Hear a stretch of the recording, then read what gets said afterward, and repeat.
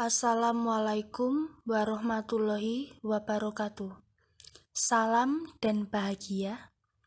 Saya Indri Rahmawati Putri dan teman saya Angelin dari kelompok 6 akan mempresentasikan konsep Tripantangan dan anti korupsi ajaran Ki Hajar Dewantara.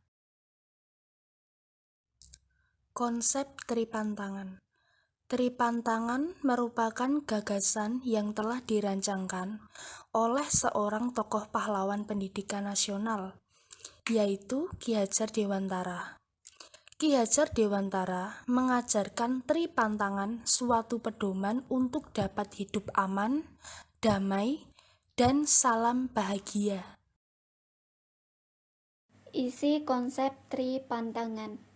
Yang pertama, pantang menyalahgunakan kekuasaan atau kewenangan. Yang kedua, pantang menyalahgunakan keuangan. Yang ketiga, pantang menyalahgunakan kesusilaan. 1. Pantang menyalahgunakan kekuasaan atau kewenangan. Sekarang, dari kalangan pegawai rendah sampai yang paling tinggi, punya peluang untuk melakukan tindakan yang tidak sesuai dalam pribadinya. Untuk menyalahgunakan kekuasaan atau penugasan yang menjadi tanggung jawabnya, yang terjadi adalah nepotisme, menutupi atau membela kekurangan atau kesalahan kerabatnya atau kelompoknya, yang mengakibatkan jalinan yang tidak sehat. Dan ujung-ujungnya, kepentingan rakyat diabaikan. Seorang pemimpin tidak mau mundur dari jabatannya. Korupsi berkiblatkan wajib bagi mereka. Kelompok koalisi akan memperkokoh kiprahnya dalam berpolitik sehingga yang kita temui membela golongannya. Salam inspirasi. Kami datang untuk menyalurkan bantuan COVID-19. Bantuan ini dari Bapak pasangan calon A. Jangan lupa, nanti pilih Bapak pasangan calon A loh ya. Perbuatan ASN tersebut selain melanggar kode etik dan kode perilaku ASN, juga melanggar netralitas ASN karena telah menggunakan wewenangnya untuk mempengaruhi orang lain dan memihak serta menguntungkan atau merugikan salah satu bakal atau pasangan calon kepala daerah. ASN tersebut juga telah berbohong terkait sumber bantuan yang sebenarnya berasal dari Pemda X, bukan dari salah satu pasangan calon A. ASN tersebut terancam sanksi disiplin sedang, berat, bahkan dapat diberhentikan dengan tidak hormat sebagai ASN. Untuk itu, jangan menggunakan kesempatan dengan melanggar peraturan.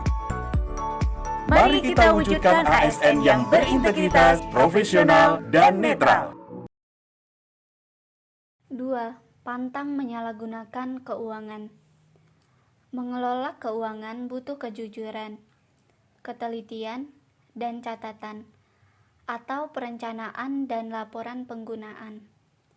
Teledor, lupa tulis, salah ketik, salah hitungan, dalam bidang keuangan sangat tabu karena wewenangnya.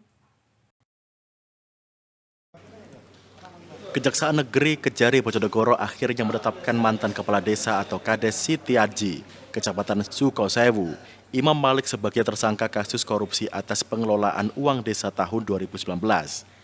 Dalam kasus ini tersangka diduga melakukan pembangunan yang sumber anggarannya dari dana desa, namun belum tuntas pertanggungjawabannya. Sehingga diindikasi mengakibatkan kerugian negara sekitar 644 juta. Kejari Bojonegoro Sutikno menuturkan bahwa proses penyidikan terhadap tersangka sudah berjalan sejak akhir Desember tahun 2020 lalu dan saat ini telah ditetapkan sebagai tersangka. Sutikno menjelaskan bahwa modus atau kegiatan menyimpang yang dilakukan tersangka yaitu saat tersangka menjabat selaku kepala desa dalam mengelola keuangan desa telah melakukan kegiatan pembangunan secara fiktif. Atas perbuatannya tersangka disangka telah melanggar pasal 2 dan atau pasal 3 Undang-Undang RI Nomor 31 Tahun 1999 sebagaimana diubah dengan Undang-Undang RI Nomor 20 Tahun 2001 tentang pemberantasan tindak pidana korupsi. Adapun anggarannya berasal dari dana desa atau DD, alokasi dana desa ADD, dan bantuan keuangan desa BKD oleh Desa Siti Aji khusus untuk tahun 2019. Jadi pada hari ini tadi pagi kita lakukan pemeriksaan saksi kepada yang bersangkutan dengan inisial IM, ya, mantan Kades Setiaji, Kecamatan Sukosewu, yang proses penyidikan umumnya sudah berjalan sejak akhir Desember tahun lalu. Nah, setelah tadi siang kita periksa sebagai saksi, yang bersangkutan kemudian kita tetapkan sebagai tersangka. Diketahui setidaknya ada 32 orang saksi yang telah diperiksa dalam kasus ini, yang melibatkan dari unsur desa, perangkat desa, BPD, dan pelaksana, kemudian dari inspektorat, dari pihak kecamatan, dan semua yang terkait dengan sumber alokasi keuangan desa tersebut. Dari Bojonegoro, Samsul Alim melaporkan.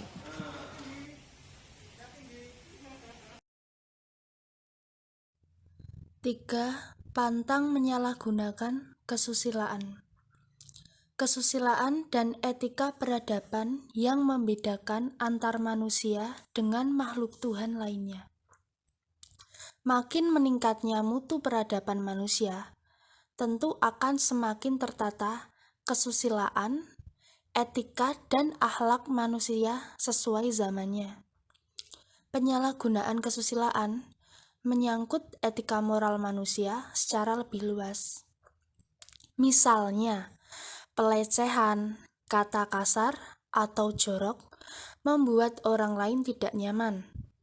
Penyimpangan etika pada umumnya dalam oral lisan atau media sosial. Kesusilaan banyak berkaitan dengan iman agama masing-masing pelakunya. Karena itu, peran pemuka agama di tanah air sangat menentukan perkembangan moral bangsa dan moral individu warganya. Itu yang selalu dipandang dan dilihat orang. Woi, siapa yang taruh sampah di meja aku? Gua yang naruh. Ayo, siapa gua?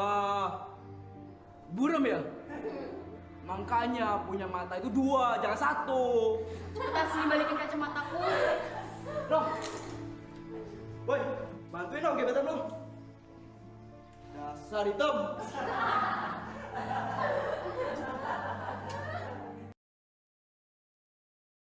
B. Anti korupsi ajaran Ki Hajar Dewantara. Perjuangan melawan korupsi sudah ada sejak zaman dahulu.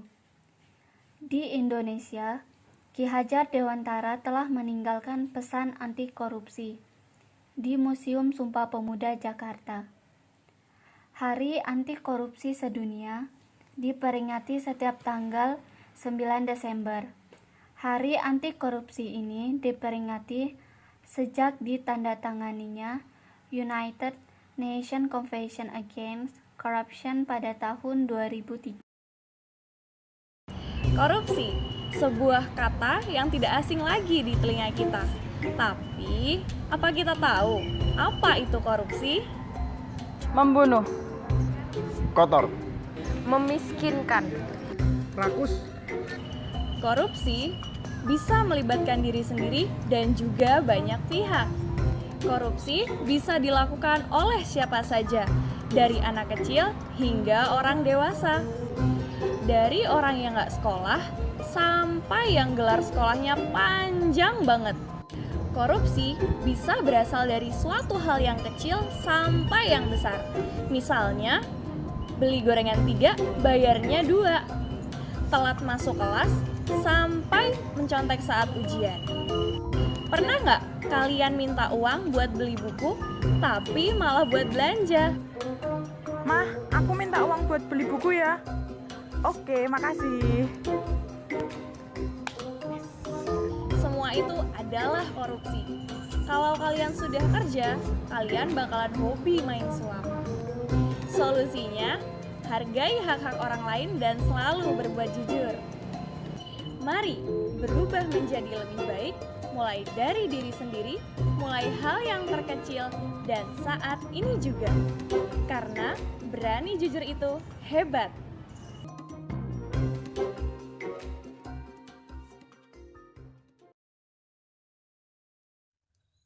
Bunyi pesan anti korupsi dari Ki Hajar Dewantara. Bunyinya, aku hanya orang biasa yang bekerja untuk bangsa Indonesia dengan cara Indonesia. Namun yang penting untuk kalian yakini, sesaat pun aku tak pernah mengkhianati tanah air dan bangsaku. Lahir maupun batin, aku tak pernah mengkorup kekayaan negara. Penyalahgunaan kekuasaan dan kesusilaan saling terkait dan berimbas kepada penyalahgunaan bidang keuangan. Begitu juga sebaliknya. Keluarga besar Taman Siswa masih teguh berpegang kepada tri pantangan tersebut.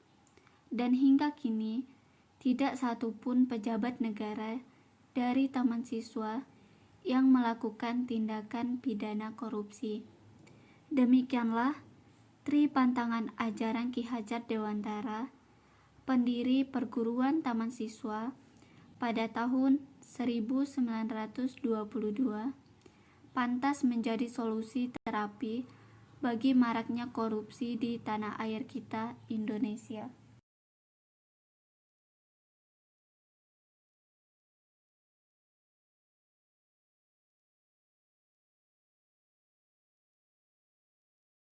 Demikian presentasi dari kelompok kami. Kami meminta maaf jika ada tutur kata kami yang salah dalam menyampaikan presentasi. Jika ada pertanyaan, sanggahan, dan saran dari teman-teman, kami persilakan. Terima kasih, salam dan bahagia.